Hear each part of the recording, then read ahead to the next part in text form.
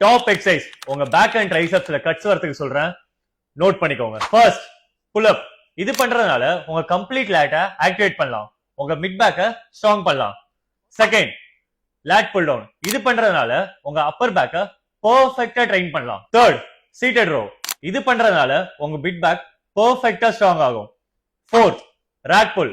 இது பண்றதுனால உங்களோட upper back, lower back and glutes இந்த மூணு மசிலுமே பெர்ஃபெக்ட்டா ட்ரெயின் ஆகும். 5 ஹைப்பர் எக்ஸ்டென்ஷன்.